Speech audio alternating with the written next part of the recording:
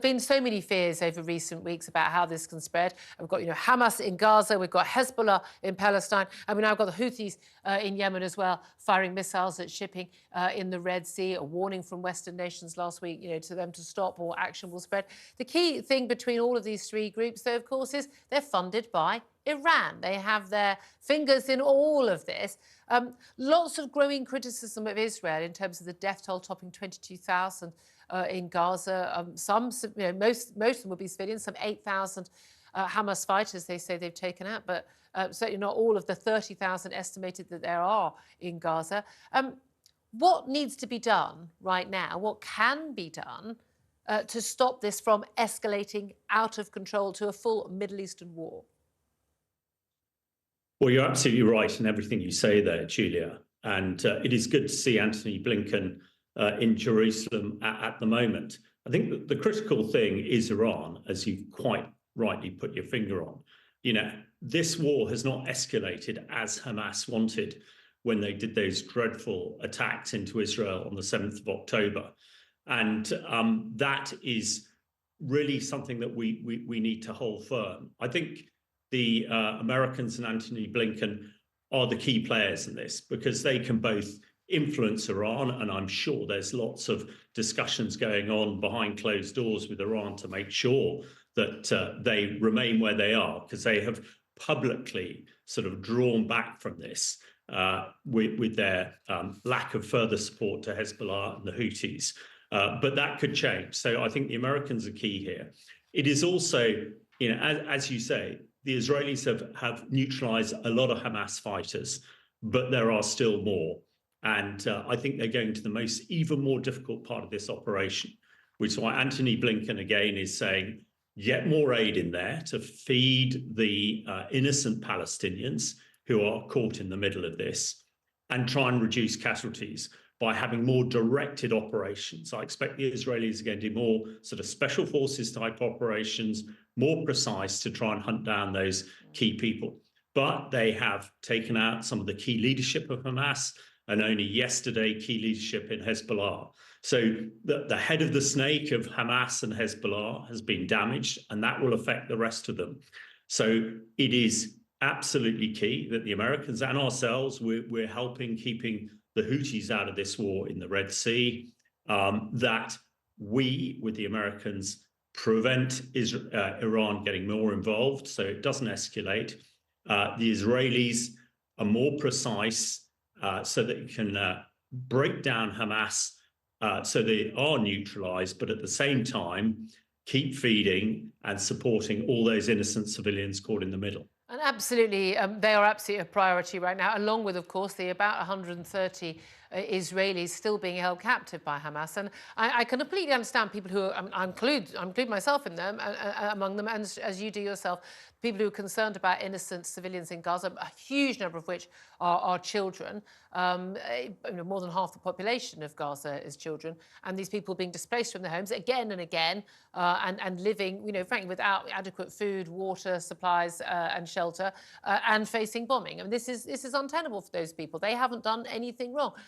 However, there is a simple solution to this. That two. You can say one is, Israel stops bombing. That's the call we're hearing from around the world, and from the pro-Palestinian groups protesting on London streets all the time. I never seem to hear the same people saying there's also an answer to this, which is Hamas laying down their weapons, stop sending bombs into Israel, release the hostages they have taken, and end a situation where their entire raison d'etre is the destruction of the state of Israel and the killing of all Jews in the Middle East. I mean, that is what their founding documents, say that they are formed to do. The reason why we have the bombing of Gaza right now is because of the October 7th attack. That is the reason why that bombing is happening right now. So there are two sides to this story. No, absolutely, and you're absolutely right to remind everybody that there are still 100 Israeli hostages who have now been held underground for over 3 months. It must be absolutely horrific, and it's very simple for the Hamas leadership and Iran to negotiate that those hostages are handed over, and if the negotiation includes the remaining Hamas fighters been removed from Gaza and sent to exile in Iran, then that might well be it. But absolutely, it is the civilians who are in the middle who Hamas, it's clearly documented they're using them as human shields. So it's all very well for everybody around the world screaming at Israel to stop stop these bombardments. But equally, it's as easy for Iran and Hamas to bring this to a conclusion by handing over the hostages back to Israel and removing the remaining Hamas fighters out of Israel. That would bring things to a close very quickly. Well, indeed. It would Although, allow again, all that aid. Apologies for interrupting. Carry on. No, or allow all the aid to go in and start the massive rebuilding that has been caused by the Hamas invasion of Israel on the 7th of October. In terms of chances of, people talk about, the day after. So, however long this military mission by Israeli Defense Forces goes on in Gaza, there's going to be a day after. Now, it's something that the Western governments have been very bad at planning for in the past, with Afghanistan, for Iraq and elsewhere. We've seen the disasters that have befallen those countries as a result. Not they weren't already disasters, to be fair. But what is the plan for the day after? Because we've had, Israeli officials, even the British ambassador, the Israeli ambassador to Britain, Zipi Zopaveli in this country, saying, that there isn't a two-state solution anymore, that is not an option anymore. That certainly set the cat among the pigeons. Is there a two-state solution? If there's a one-state solution, how does that work? What about this possibility? There's been talk in recent weeks, although, again, some of it's been thrown out, of, the entire 2.3 million population of Gaza basically being handed out and shared out around the world, largely to Arab states. Do the Arab states want them? Would they be willing to go? Forced, basically, removal from that country. What is actually going to happen when the shooting finally ends? Well, it's absolutely crucial that world leaders do try and work out what's going to happen afterwards. I was involved in Iraq and Afghanistan for many, many years, and that is what we got severely wrong, particularly in Iraq. You've got to come up with a plan. Now, as you've articulated, there are a whole host of different plans here, and I expect it is finding the least worse. I expect, and I think both sides agree, that whatever happens, the Palestinians have got to run, Gaza in future. Now, it's quite right also, Israel will want a very strong hold on the security situation to prevent, Hamas or other terror groups rebuilding in future. So the critical thing is to work out what happens next. Critical thing is to get the fighting over, get the aid in, and start rebuilding. But I agree with both the Americans and the Israelis that we need a solution. That solution has got to be based around the Palestinians actually administering and running the strip.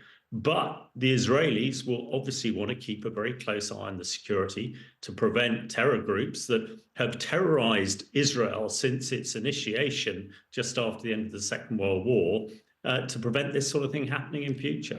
Yeah, indeed. Israel isn't going anywhere. This is an existential battle. Certainly we've seen with the growth of anti-Semitism in America and Western Europe. I think there are many Jewish people who perhaps hadn't really seen the need for Israel over recent decades and realised, oh, no, they really do feel they do need to have somewhere as a safe place to go. Israel's not going anywhere, so there's going to have to be a solution that includes Israel still existing. So, from the river to the sea, ain't gonna hack it. Just final question to you really is, what is Iran's aim in all of this? What is the purpose of Iran funding all of these terrorist groups around the Middle East and indeed funding terrorist groups in the Western nations too? What is their purpose? What is their aim? What do they hope to achieve by all of this? Because it seems to me they just bring more difficulty for their own people, economic sanctions and the like. What is the purpose? Well, the purpose is very clear. Iran is the great Satan. It wants to destabilize the Middle East. The Iranians have a pathological hatred for the Jewish state and will do anything to try and destabilize it, as it has done. Now, it's really difficult, I think, to understand the geopolitics of this, but it is where we are at the moment. And I think the Americans, and supported by the UK and a few others, are the only ones who can try and maintain some sort of equilibrium. Now, it's not nice. It's not straightforward. And the peaceniks around the world seem to think there's some sort of utopic solution to this, but there isn't. But if the Americans and its allies can keep the Iranians at bay and also prevent those terror groups like Islamic State, like Hezbollah and Hamas from trying to terrorize the rest of the free world, then so be it. Unfortunately, it is looking for the least worst option at the moment.